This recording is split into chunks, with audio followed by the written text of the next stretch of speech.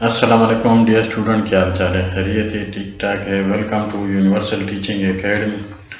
Universal teaching academy کے platform سے ایک نئے کمپیوٹر سائنس 9 کلاس کورس کے لیکچر نمبر 32 کے ساتھ آپ کے خدمت میں حاضر ہوں، اور ہم نے جو چیپٹر 1 فنڈامنٹل آف کمپیوٹرز کو ختم کر لیا ہے ٹاپکس، اور آج ہم ایکسرسائز شروع کرنے جا رہے ہیں۔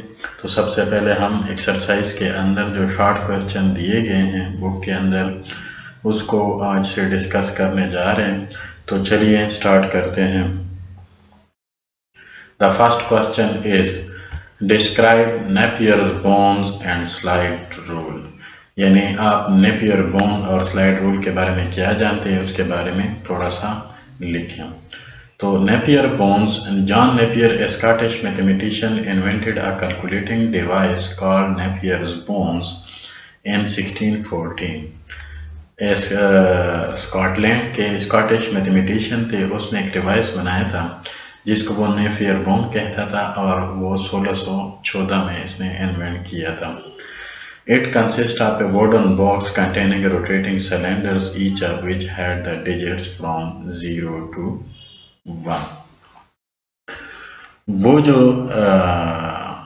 نیپیئر بون تھا، اس کے اوپر جو ڈیجٹ لکھے ہوئے تھے وہ 0 to 9 تھے، اور وہ ایک ووڈن باکس تھا، اور اس کے اندر روٹیٹنگ ویلز تھے جو وہ گھماتا تھا، اور یہ زیادہ تر ایڈیشن، سبسٹریکشن، ملٹیپلیکیشن کے لیے لکھا ہوا ہے۔ ہم نے اس کو شارٹ اس لیے لکھا ہے کیونکہ جو ایکسرسائز کے جو شارٹ کویسچن فیڈرل بورڈ کے پیپر میں آتے ہیں تو اس میں کلیئر کٹ لکھا ہوتا ہے کہ آپ 3 سے 4 لائنز تک لکھیں، یعنی زیادہ لکھنے کی ضرورت نہیں ہے۔ وہ آپ نے لانگ کویسچن میں اس کی ڈیٹیل دینی ہے کہ یہ کس پرپس کے لیے ہے، کیا کرتا ہے۔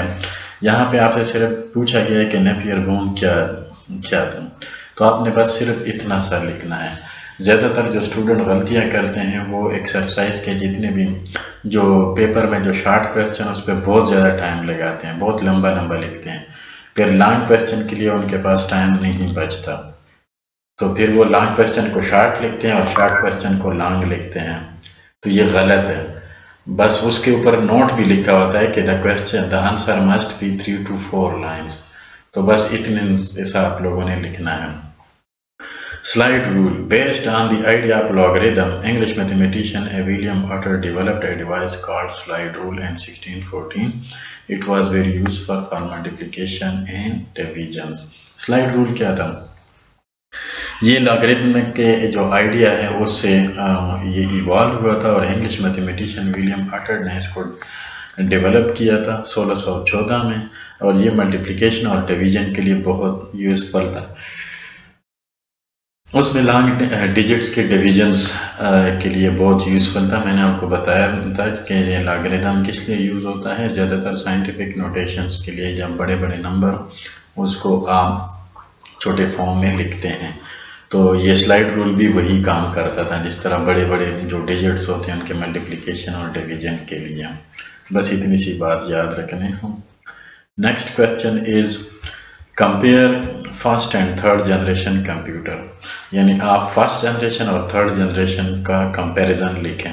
تو آپ کوشش کیا کریں ٹیبل کے فارم میں لکھیں، لیفٹ سائڈ پہ اور رائٹ سائڈ پہ، اسی طرح ٹیبل بنا کے لکھیں، تو یہ آپ کے لیے ایزی ہوگا اور آپ اس کو ایزیلی یاد بھی کر سکتے ہیں، اور ہم نے اس کو بڑا سمپلیفائی کیا ہوا۔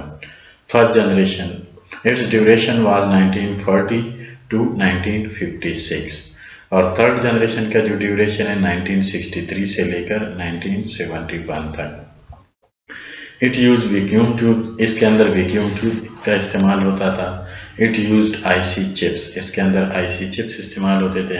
Speed was slow and memory was very small, اس کی اسپیڈ سلو تھی اور میموری کم تھی، لیکن تھرڈ جنریشن کی speed was fast and memory was large, یعنی تھرڈ جنریشن میں اسپیڈ زیادہ تیز تھی اور میموری بھی لارج تھی۔ ہیوج ان سائز، یہ جو کمپیوٹر تھے فرسٹ جنریشن کے یہ سائز میں بڑے تھے، اور تھرڈ جنریشن بیکم اسمالر، یہ چھوٹے تھے۔ جو فرسٹ جنریشن ہے یہ ایکسپینسو اینڈ ان ریلائبل تھے، یعنی ایک تو مہنگے تھے اور دوسرا ان ریلائبل تھے، آپ اس کے اوپر ریلائی نہیں کر سکتے، وہ کسی بھی ٹائم خراب ہو سکتے تھے، یعنی بہت زیادہ خراب ہو جاتے تھے۔ چیپر اینڈ مور ریلائبل، یہ سستے بھی تھے اور ریلائبل بھی تھے، یعنی یہ ایزیلی خراب نہیں ہوتے تھے، رف اینڈ ٹف ہوتے تھے۔ اس کے بعد دے کنزیوم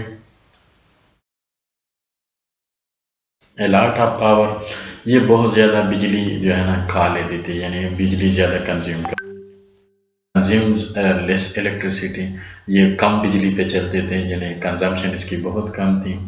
پانچ کارڈ واز یوزڈ فار ان پٹ، جو فرسٹ جنریشن کمپیوٹر تھے اس میں ان پٹ کے لیے زیادہ تر پنچ کارڈ استعمال کیے جاتے تھے۔ پنچ کارڈ میں نے آپ کو بتایا تھا کہ یہ ایک طرح کا کارڈ ہوتا ہے جس کے اندر ہولز ہوتے ہیں، وہ ہولز جہاں پہ ہوتے ہیں تو وہ 1 کنسیڈر کیا جاتا ہے، اور جہاں پہ نہیں ہوتے اس کو 0 کو کہتے ہیں، ٹھیک ہے، اس طرح کا ایک میکینزم تھا۔ لیکن تھرڈ جنریشن کمپیوٹر میں کی board mouse were used for in put, third generation میں پھر کی بورڈ اور ماؤس کا استعمال شروع ہو گیا تھا، پانچ کارڈ ختم ہو گئے تھے۔ اب اس کے ایگزامپلس کیا ہیں؟ ایگزامپل اینیک، اس کا ایک ایگزامپل ہے فرسٹ جنریشن کمپیوٹر کا، electronic numerical integrated and computer, ENIAC. آپ ایک ایگزامپل لکھیں، کافی ہے۔ ویسے تو آپ کے بک میں بہت سارے ہیں، اگر کسی کو زیادہ یاد ہو تو وہ زیادہ بھی لکھ سکتے ہیں، لیکن جو ایوریج اسٹوڈنٹ ہیں وہ اگر ایک ایک بھی لکھ دیں تو سفیشینٹ ہے۔